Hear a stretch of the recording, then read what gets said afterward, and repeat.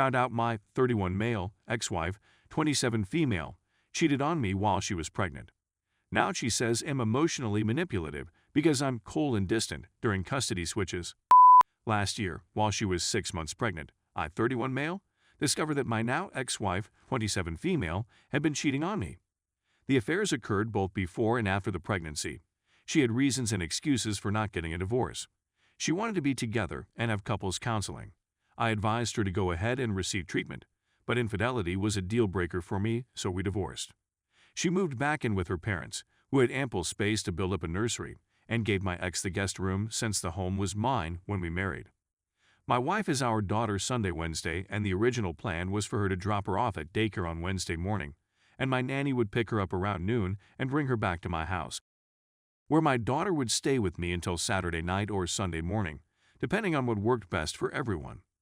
Then my ex stated she feared the daycare was misplacing some of the items she was bringing in for her to bring to my house, since our daughter had come home a few times without certain bottles or her binky.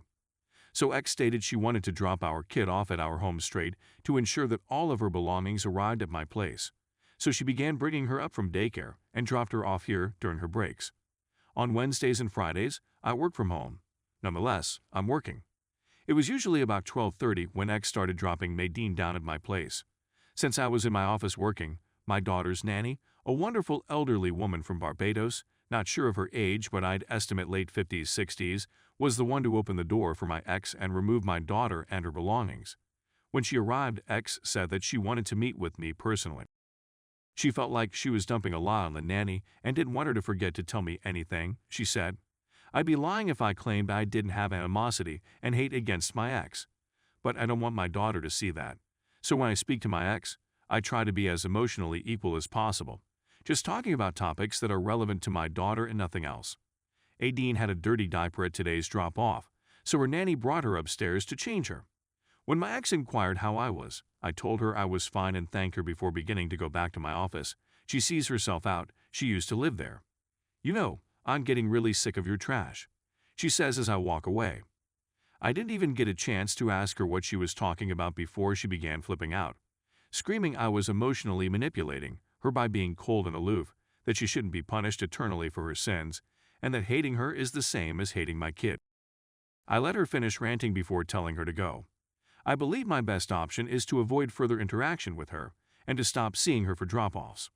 But I was hoping to get some other viewpoints or ideas on the subject from you if you have any. Edit. I took a paternity test after discovering she cheated and my baby is mine. Update. First and foremost, I want to thank everyone who took the time to write with their support, condolences, and suggestions. I didn't have time to react to all of the comments, but I read them all and appreciate them all.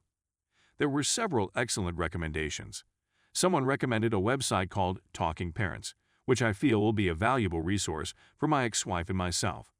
The thing I have to constantly telling myself is that the unpleasant and betrayed sentiments I have for my ex-wife will most likely dissipate in 5 or 10 years, but a hostile relationship between the two of us would have a long-term effect on our daughter. As a result, I met down with my ex-wife and taped a talk regarding our predicament. I was really honest and forthright with her.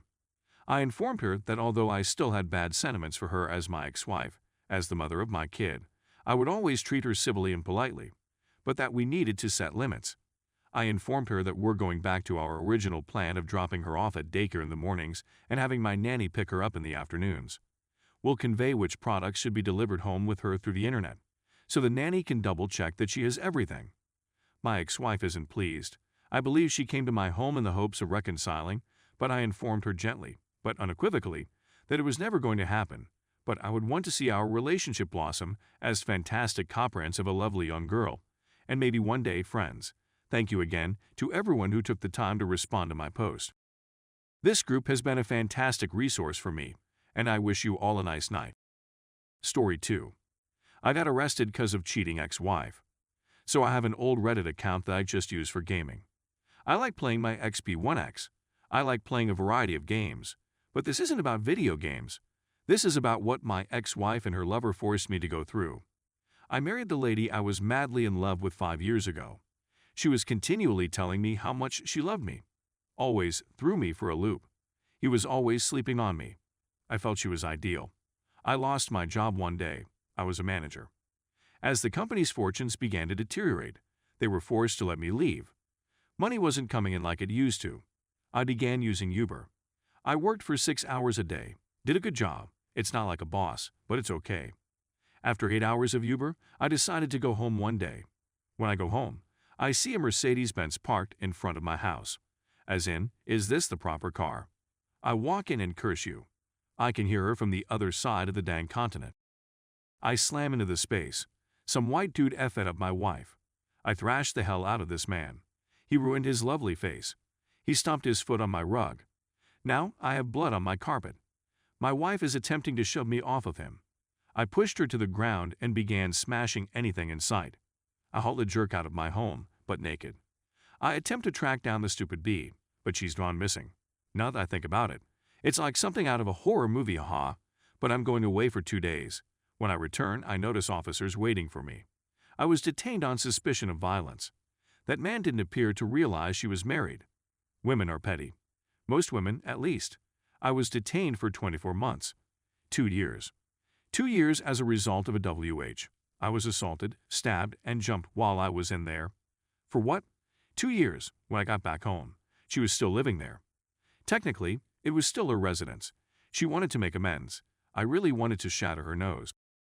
Now I'm a guy who despises liars. I'm not going to lie. I didn't even touch her. Man, I verbally and emotionally battered the living daylights out of her. She was called a variety of names. She began to drink more and more. She was fired for hiding alcohol in the workplace. I'm talking about roughly 5 bottles here. I'm so stupid, haha. The contract had expired. The residence was given to me by the judge. She was compelled to leave. She's fortunate I didn't pay her for all the beatings I received in jail, else I'd be back. Now there's this viral nonsense going on. I've lost another job, haha. I used to be a delivery driver. I'm performing a DoorDash right now. I drive for roughly 10 hours a day. It's a good deal. Is my marriage still going on? No. I completed the divorce 6 months after I threw her out. Will I get married again? Nah, Mao. Women are just good for causing problems. Once they cease obtaining what they want, they will cheat on you with someone else. What are you marrying for? Marriage is a high-priced contract that wrecks men's life. People used to have more regard for themselves and their families back in the day. The irony is that I last saw X 2 weeks ago. She was out on the streets because her lover had found another female to bash. We grew up in the same area together. She is still in the neighborhood. Here's the real kicker. Why did she feel the need to apologize after 5 years? She wanted to confess. I have no idea. She confessed to me that she felt lonely, that money wasn't flowing in like it used to. We were battling just to keep ourselves clean. It wasn't all that horrible, haha. Slight exaggeration. And then this man comes along and takes advantage of her weakness. It makes her happy, smile, and laugh. When I couldn't be there for her, probably because I was committed on making money for us law, that I was constantly on the go, that I altered as a result of stress. I informed her of this. We promised each other when we married that we would always have one another's back, that we will always be a group, that not even water can separate us. You betrayed your pledge because you were swayed by a gorgeous-faced man in a great automobile. Because of you, I ended up in prison. Have you seen this scar? My stab wounds. I was stabbed twice. It's all your fault. I think of you every time I see this scar. She burst out weeping and attempted to apologize to me. I chuckled and urged her to go home and be careful. She said, "Where do you want to go?" I turned around and said, "Well, shy so, how about your parents?" Unfortunately, they were the ones that evicted her, haha. Don't worry, I'm sure they'll return her. They should do it before she becomes ill, however.